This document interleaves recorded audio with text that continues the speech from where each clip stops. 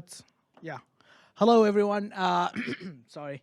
I'll be talking about Podman, your new containerization engine. I'm Malik, by the way. If you have not met before, please come meet me. But I'm sure I met everyone here.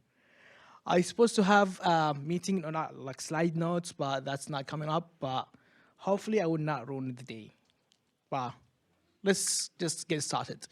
So before we get into like starting what we're gonna talk about, what is containerization? It's like an important concept that we should justify before like we jump into the topic. So containerization is a process of packing an application or a software into a self-contained environment. That includes like any codes that you need to run, any like libraries, any like tools that is required by the system. You just pack into all of those into a single container like application, contained application. And that is can be listed as the following. So you have your application on the left side, you have like the base image, the application itself, and that is have like a virtualized kernel based on your operating system, and that will just be shipped as a package. And after that, it will be ready to get deployed to like actually shipped to other clients' machines. So containers are lightweight, portable, and efficient, and they can run on platform that support containerization. For example, like we have Docker, we have Kubernetes, we have Containerd, or like Podman, as we're gonna talk about. The advantage of using container application, it's really solve a problem that is like simplified the application deployment. So whenever you're working on a project and you want to actually deploy that machine, you'll have a container, a contained like application or deployment. You can just ship it, they can run it, and it will just works because it eliminates all the setup overhead that you have to do on your own operating system, and that will include like all like libraries, tools, and anything that is environment sensitive for your application. It will just works. Scalability. So whenever you want to like one application, but you find out one is not enough, I need more into that. So you can just scale that by like increasing the number of pods that you want as much as you would like. And finally is like resource utilization, which gonna help you to like minimize the resources of like the overhead usage of your own operating system or like the own hardware that you have, since they are mainly lightweight application. So imagine you have a web server or a website and you want to make it like efficient and it works everywhere you want it. So you just make it a Docker container or like a container in general and send it, and it will just works, and it will minimize the networking load. It will minimize the like resource it used to take, because that container does not have any operating system, does not have all the overhead that you have in your operating system, and it only has the application. That is like the main benefit of using like a container. Also, there is a misconception, like everyone when it's like, yeah, container, everyone just like think about Docker. Docker is like one of the containerization engine, but it's not the only one, as we will see in this presentation. Uh, at the end, it works on my machine, and that is the favorite line for any DevOps engineer. So if it works on my machine, does not mean that it would work in every other machine. So that's why we use containerization, so we can make sure if it works on my machine, it would work on your machine as well. So works on our machine, not only your machine. Maybe you have a question now. Does a container equal a VM? Are they the same thing? And the short answer is no. But let's see why exactly. Hope this is visible from your end, guys, but I think it is. So in the lower end side of things, we have like the infrastructure, which is like the hardware of your operating system. Then you have your the hardware of the hardware that runs your operating system, and then we have the operating system itself. Then we have a hypervisor, and then you have a guest OS, which is like a virtual machine, and all of those like stack. Sorry, I'm short, but yeah, all of those stuff are like a virtual machine, and it's like virtualize the kernel level, it virtualize the hardware, it virtualize everything that you want to run on a virtual machine. And as you may like have tried before, VMs take up a lot of resources, and it's like a resource intensive in your operating system. So they switch to something called container. As we can see in the left side, it's just like container engine that is not virtualizing everything, not virtualizing your kernel specifically, and it will just run the application in a contained environment that has everything it needs. So that is the kind of the difference. Like it's container is a lightweight, does not virtualize the kernel, but the virtual machines, you virtualize the kernel level based of stuff, and you virtualize the hardware itself. So they kind of serve the similar purpose, but it's not exactly. So more specifically, when we talk about containerization or like container in general, everyone in their mind comes to a Docker. So Docker is like really the containerization, most popular containerization engine that is like support contained application. So as we just saw in the last thing, if it works in your machine and you want to deploy that project or that application to someone's machine or your client, then you will have to ship your machine because it's working your machine, not in their machine. But Docker container just solved that problem. So let's dig deep down into the Docker architecture or how that works. Docker is a containerization platform among many others. Docker supports the client-server architecture, as we will see in the next slide. So again, Docker is just like this beautiful blue whale that has a kernel level of like the operating system, and then a different containerization, contained application or like deployment can run onto like that on top of your like your kernel level without virtualizing the hardware itself. So when we look into the Docker architecture, we have something really unique about that, which is Docker depends on a server client architecture. What does that mean? That you have a client, which is the container itself, and there is a server, which is the Docker daemon itself. The Docker daemon will communicate with the container itself and make sure that they have all the images they want, the application, the tools, the softwares, everything that you specified in the Docker file, it will just get copied, and this communication will happen between the client and the Docker host. As we can see, if the Docker host or the Docker daemon goes down, what's gonna happen? That's one of the questions. So here's another problem that Docker has. A single point of failure, as we just mentioned again, if the Docker daemon goes down, your container will still keep running, but if it crashes, it will not be able to rerun again. So it will not be like self-healing stuff. If the daemon die, you will not be able to spin up a new Docker containers, and you will not be able to orchestrate or like manage those Docker containers. So it offers you a single point of failure, and that's something that we're trying to avoid to ensure like the high availability of our systems and applications. Another disadvantage of Docker is require root permissions. So as we like security focused people, we trying to work on a principle that is like a least privilege principle, which we're not gonna allow application have the full access if they don't need it. If you don't need full access to our system, you should not get that. And another problem that containers run as root. So if there's a Docker escape or like a container escape from your application, then the attacker or the adversary will have like the full compromisation of your system with the highest privilege they could take, which is root, and they can actually give you demons.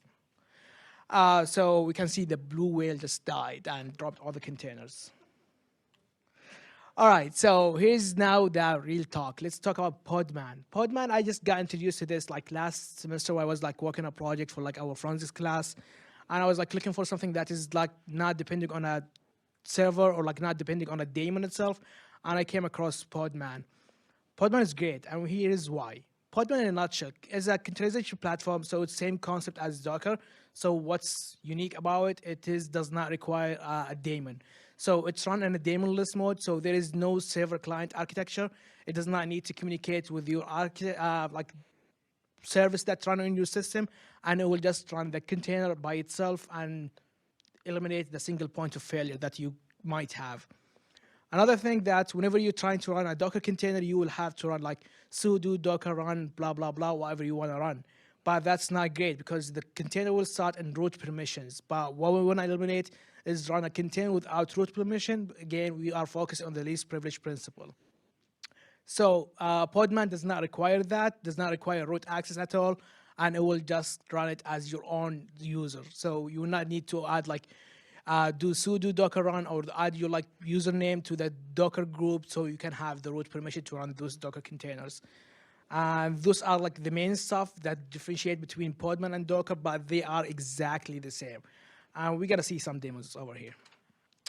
I don't know why I have that as a, okay, never mind. Podman is a containerization engine for Linux.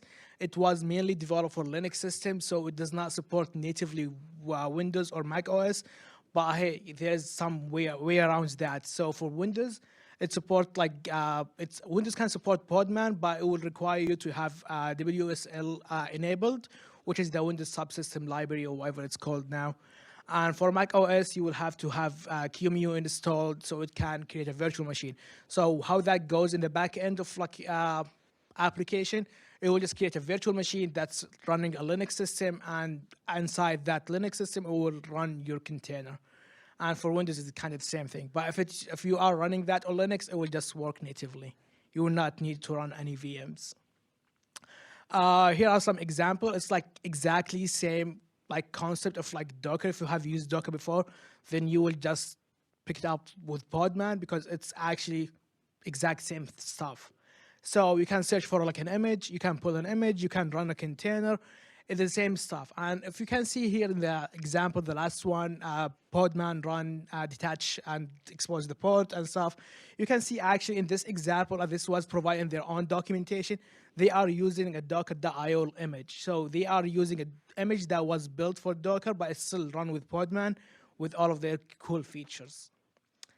So now we talked about Podman and Docker. So what is like, let's have like a side-by-side comparison, as they say. So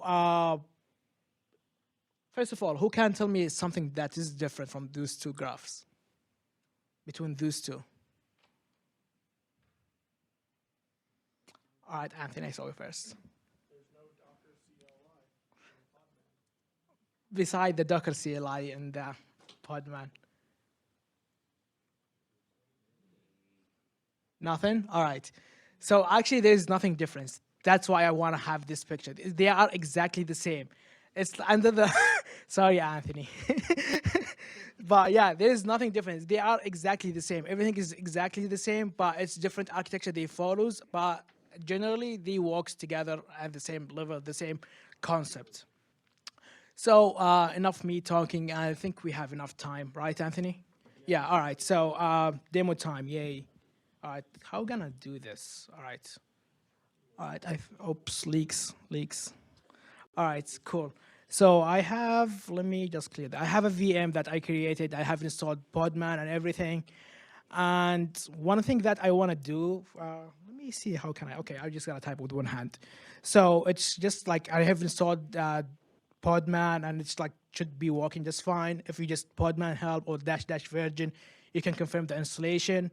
And you can see all the stuff that you have created. So if I just do podman ps-a,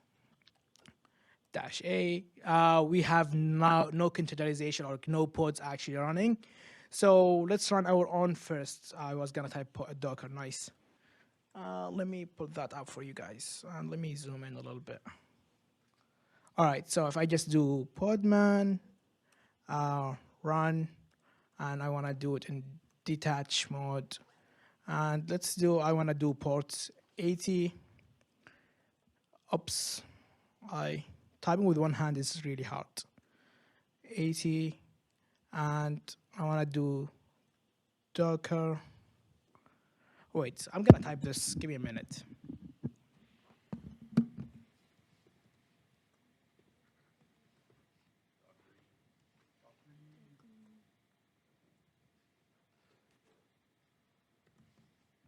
All right, so this is a full command. It will just start a simple HTTP server that we can run, but we will see some nice, it will just pull up the image, do everything that we want, and it will give you a nice error. So we got an error root cannot expose privileged port. So this is one of the cool features that Podman support.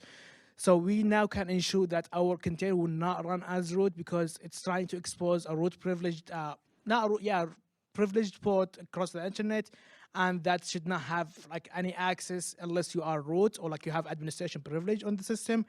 So we got permission denied. To fix this, we can actually just simplify, give like the Podman the permission to create specific ports in the config file. So I can say like, yeah, Podman can open ports from 80 to like 1,000, and this range is just like should not require any root privilege, and that should just work. But for the sake of time, I'm just gonna give it with different container, which is gonna be like, let's say, do Alpine. And Alpine just like it's also trying. Wait, let me just clean this.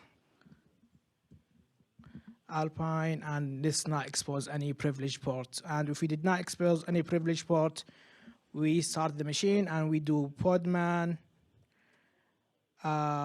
ps-a. We can see the actual machine is actually working just fine. We have created that 7 seconds ago, and we can have the HTTP foreground, or like what's if it's called, just like aborted, and it's not running anymore because it was denied. And when we run the Alpine image, it was just working fine without root permission. So how can we confirm that? If we did ps-aux and we just grep for like Podman, we can see actual the Docker container is running with our like user privileges, not the root permissions. So even if there is a Docker escape vulnerability in our like or container escape vulnerability in our like container, that will not compromise the whole system, and we will make sure that the attack, if they escape, they will still face difficulties trying to compromise the full system, and we can limit like not to run like any Docker container, like any container in general, unless we have a set stone like permissions for that user, and they will be like roadblocked if they try to escape that Docker or that container in the first place.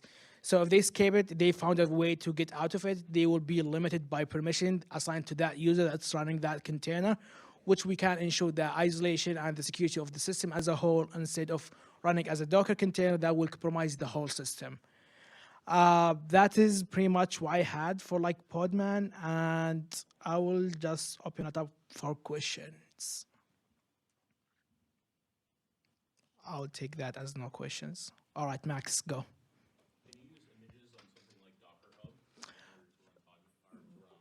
Yes, exactly. That's a nice question. You can use Docker Hub images to run Podman.